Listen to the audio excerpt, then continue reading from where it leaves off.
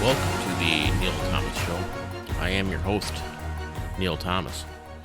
So on Saturday, June 26th, ex-President Donald Trump had his first rally since the election. He spoke in front of 20,000 people in northeast Ohio.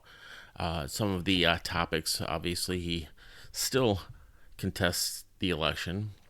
He is less than pleased with the Republicans that decided to vote for his impeachment, and he is very much concentrating on 2022 and getting back both the House and the Senate. I did take the time and watch the live feed that was available on YouTube, and Trump looked good. He spoke to the crowd, and he fed off the crowd as he normally does. I would say it was a fairly safe political move for him to make, as that part of the country is very pro-Trump and will continue to be pro-Trump. My guess is if he were to make a run in 2024, which he did allude to a couple of different times in his speech, that Ohio would be an easy win for him. Now, if you love Trump or you hate Trump or you reside somewhere in between, one thing that is clear is that Trump is not going to change. He is the same exuberant individual that ran for office. He ran as an outsider and won against Hillary Clinton with some odds against him. Now, whether you believe that there was something wrong in the election or not, I believe that Trump believes it one way or the other. He truly believes the election was stolen from him. He truly believes that he was wronged, and that what is going on in this country right now is a reflection of him being wronged. So to try and paint him as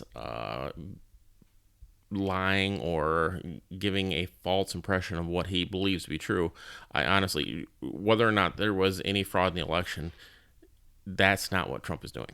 It appears that there is no backing off at this point of the claims of voter fraud, and he simply will not accept the reported election results. So is the ex-president crazy? Well, that's to be seen. There is a new poll from Rasmussen that says a majority of U.S. voters now believe that cheating impacted the 2020 election results. This is pretty huge. This means for the first time in history that more people than not are on the side of fraud, of something is wrong here.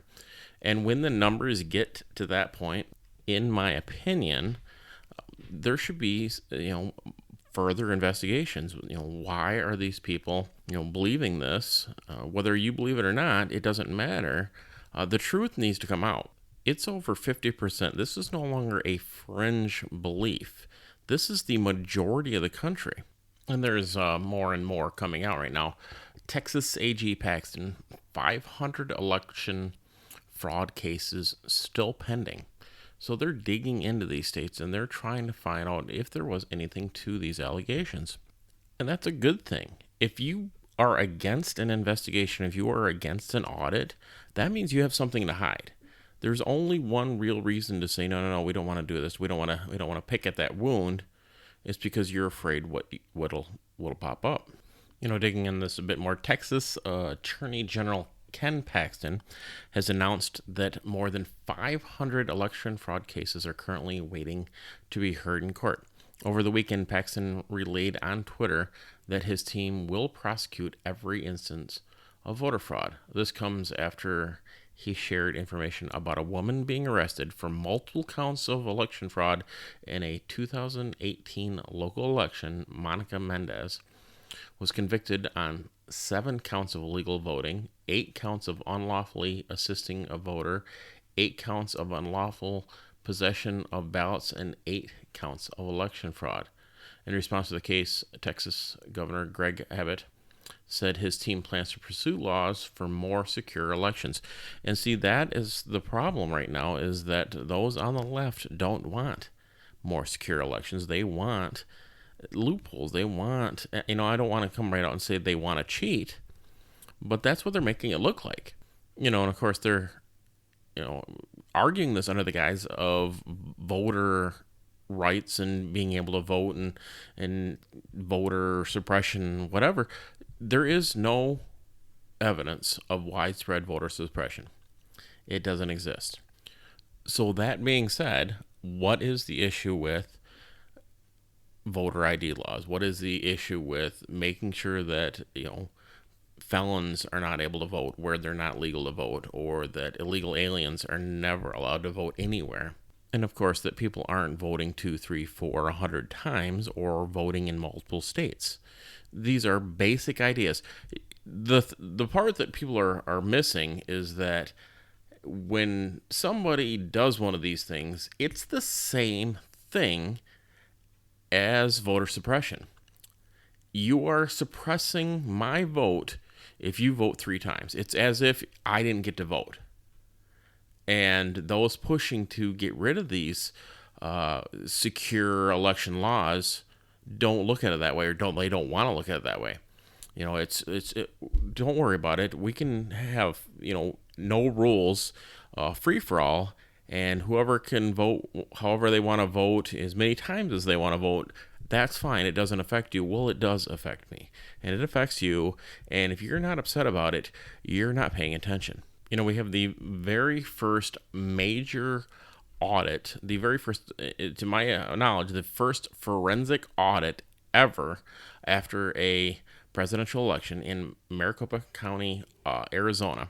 And this thing has been going on for several months now. They have dotted every I, crossed every T, looked at every possible thing that they can look at, x-raying ballots, double-checking to the computer. I don't know what. They've done a ton. It's been very, very thorough. And of course, the left has attacked it in every way. It's a fraud. It's a fraud. How do you get to claim fraud without any evidence? Isn't that what the left has been, the rhetoric from the left has been? Where's your evidence of fraud? Where's your evidence of fraud? Fine. If you want to play that game, then when it comes to this Maricopa County audit, then the rules still apply. Where is your evidence of fraud? It doesn't exist. This has been a fair audit. It looks like it's come to an end. I'm kind of reading through some of the posts from the audit, and it update paper examination and county are finished today. Thank you all, amazing Arizona volunteers who made this audit possible. And this was on the 25th. So my guess is we are going to get some sort of results here within the next couple of weeks. Good, bad, or other, it doesn't matter the results. We need results. We need to know one way or the other if this is real or not, or if there was fraud. And I'm finally starting to believe that we're actually going to get an answer. For a long time, I didn't think that was even possible. But the amount of attention that this is getting, and the amount of news coverage finally, and the amount of people that are asking and demanding answers is astounding. And when that happens, you cannot keep the deep dark secrets secret forever. But now moving on to something else that I saw. Did you see this with Gwen Berry turns back to U.S. flag during national anthem at Olympic trials, says she was set up. And what gets me is the very next byline here is activist Gwen Berry. Now, you're not an activist. You are an athlete. You're there as an athlete, and you should be only there as an athlete. Activist Gwen Berry was standing on the podium after receiving her bronze medal. First of all, you got a bronze. Shut up. You didn't get a gold. This is the trials anyway, but you got a bronze in the hammer throw. When did the hammer throw become an Olympic event? I mean, I can throw a hammer. A lot of people can throw a hammer. I've never seen this. But anyway, so it's an unimportant sport anyway. and she gets a bronze on the hammer throw, and then she turns to face the stands, not the flag. You know, she feels she's set up. She hates this country, yet she wants to go in the Olympics and represent your country. I don't understand it. Olympic hammer thrower Gwen Berry says she was set up after the national anthem began playing during her medal ceremony in the U.S. Olympic track and field trials on Saturday, at which time she turned her back to the flag before eventually covering her face with a shirt. Now, how do you not know that if you end up on the medal, what is it? What do they call it? The medal table, the medal stands, that they're going to play the national anthem? How do you not know that? This isn't a new thing that we just started. This isn't something new. We've been playing the national anthem at Olympic events for as long as I've been alive. And of course, it's race related, like everything else right now. Everything has to do with race and why everybody's oppressed because of their race and everybody's mad because of their race.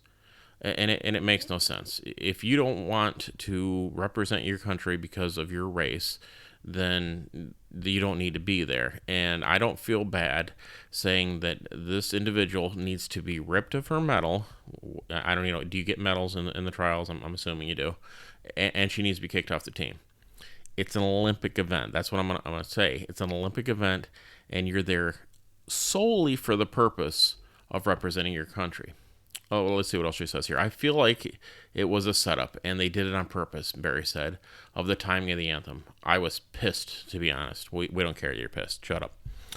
Gold and silver medalists, Deanna Price and Brooke Anderson, faced the flag with their right hands over their heart, while Barry faced away and towards the stands. She eventually picked up a black t-shirt with the words "activist athlete" printed on it, on the front of it, over her head. Now this picture says, so many words. First of all, you're in third place, and the first place, the gold and the silver medalists are standing there. They're being extremely patriotic. They're doing what they're supposed to be doing, and nobody feels bad for you. If you were a winner, you'd be at the top of that podium, wouldn't you? But you're not. The winners are the two young ladies standing at the top of their podiums that beat you. They beat you. They were better than you. Is it wrong of me that part of me wants a dude to say that he's actually a girl and go into the Olympics and beat this activist athlete? But in all seriousness, this picture should follow Gwen Berry for the rest of her life, and she should never be able to get away from it. She made a stupid choice, and she disrespected her country. But of course, nothing's going to happen. This woman is not going to be kicked off the team. She's not going to receive any discipline, and it's part of the new culture. It's part of this new woke culture that we're living in, and it's a nightmare. It's kind of like the new what was her name? Oh, Megan Rapinoe, who was I don't know if anybody even remembers her, but she was the crazy purple-haired soccer player that decided to kneel for the national anthem like all of the other woke athletes did at the time. Obviously an embarrassment. She's actually going to be a model for Victoria's Secret now. Now, if you see what this woman looks like, I cannot imagine her. I don't want to picture it. I don't want to see it. But that is what's going on. Instead of having a supermodel, or the women that obviously Victoria's Secret have are just amazingly attractive women, they're going to put this crazy purple-haired beast. I don't know if it's the cover or what, but I just can't imagine it. But I guess that's where we're at right now. It's the woke culture, and people are never going to be happy with what they have. People are never going to be happy with unless everything is handed to them on a platter, and everything is about free stuff. And nobody seems to care about what really matters. We have a crisis at the border right now, and our prestigious Vice President Kamala Harris went down there 92 days after she said she would, She says she's calling for a solution to the root causes of immigration. First of all, it's not immigration. Immigrants come into this country legally through legal means. Don't stop calling this immigration. This is illegal activity at the southern border. This is drugs coming into the country. This is child trafficking. This is a myriad of other nasty things that are happening. And Biden and Harris care more about these potential new voters to hold on to their power than they do about fixing the problem. Harris told reporters she met with 5 young Central American girls at the El Paso Processing Center. They were without their parents. They were also full of hope. They were asking me questions. This was from her. How do you become the first woman vice president? So she made it about her rather than the issue at the border. This woman is just disgusting. And let's not forget, she went to El Paso. This is 800 miles from the Rio Grande Valley where the United States-Mexico border situation is actually in a crisis. She didn't see kids in cages. She didn't see what our border control was having to deal with. She went down for a photo op. She found some girls, took some pictures, said, see there, I went to the border. I did what I'm supposed to be doing. Now I'm going to go back to the White House and do nothing some more. Ted Cruz was asked about why Kamala Harris was so far away from the epicenter of the crisis, and he said that the reason she did not go to the Rio Grande Valley is that's where the Biden cages are.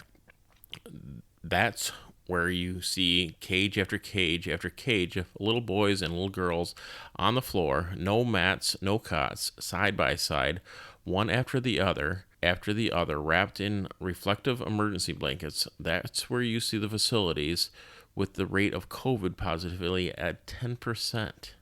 I don't get it. The left does this over and over again. They make these promises that they never intend to keep. They don't do anything positive. They raise taxes, they spend money, they power grab, and then their voters still want them in there. I don't understand it. Outside of massive gas prices right now, we have Biden inflation.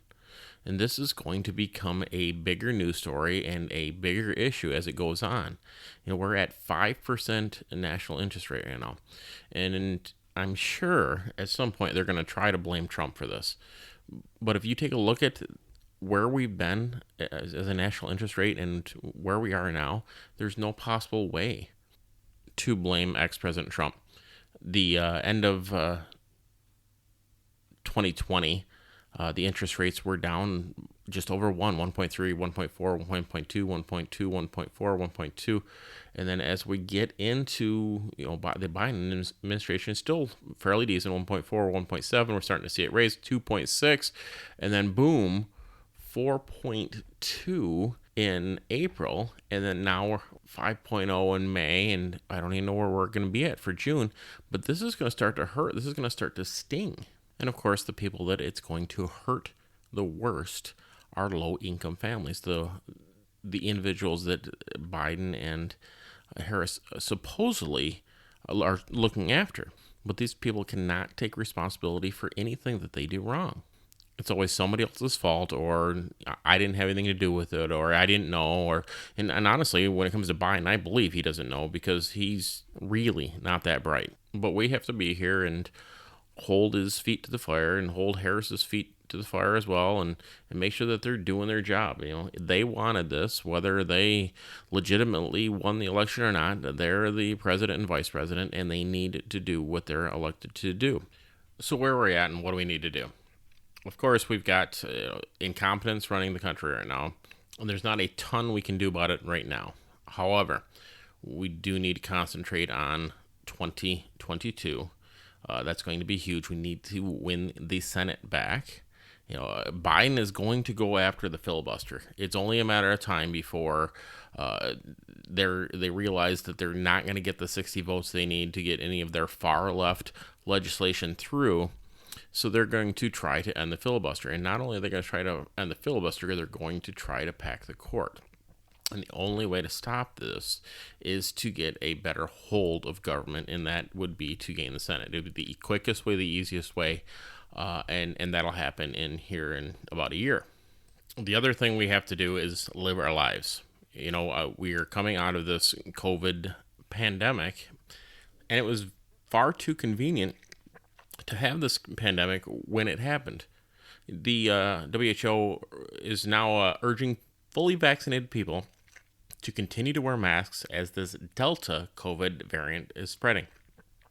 It's never going to end. They are going to find new and interesting ways to use COVID for who knows how long to control people. It's worked this far. Why wouldn't they continue to do it? But I personally refuse to participate. I am not going to play into the COVID fear. I'm not going to do it. It's summertime. We have the 4th of July coming up around the corner, and 4th of July was about American independence, American freedom. We are free people. We're going to continue to live as free people. That is the end of the story. So here's my suggestion to one and all. You've got a long weekend coming up. Enjoy it. It's beautiful weather right now. Go out with your family, watch some fireworks, go to a baseball game, have a picnic, eat a hot dog, drink a beer. It doesn't matter. But live your life as if this really were the United States of America, the greatest country to ever exist. Thank you very much, and until next time.